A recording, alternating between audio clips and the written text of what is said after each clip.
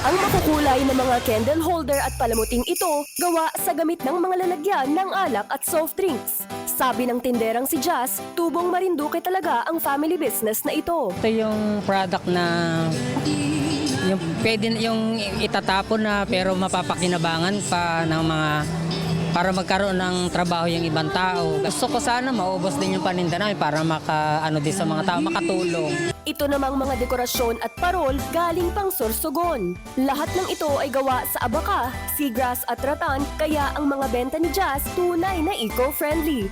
Parang nakagawian na rin namin.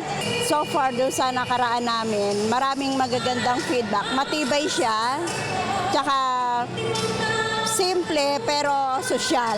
Opisyal nang binuksan kagabi ang kauna-unahang DTI Bagong Pilipinas Christmas Village sa Juan Ayala, Makati City. Isa itong kumpletong holiday experience na may kakaibang attractions tulad ng malalawak na seleksyon ng mga produktong gawang Pinoy mula sa iba't ibang rehiyon ng bansa. This fair serves as a platform to support our MSMEs, helping them recover and thrive in the aftermath of these calamities.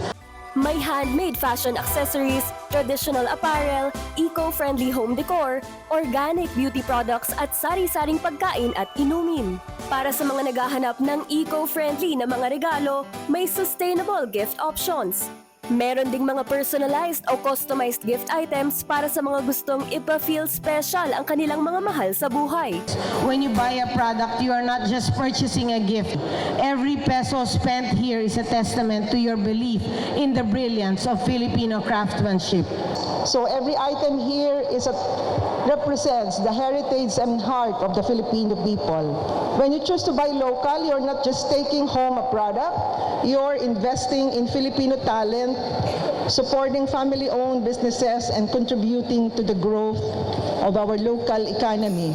But wait, there's more. Hindi lamang bilihan ang inaalok dito. Pwede na ring pang sightseeing at picture taking. Tampok dito ang creative designs ng bawat booth. May masisiglang dekorasyon, twinkling at festive lights na talagang magdadala ng holiday wonderland vibes sa mga bisita.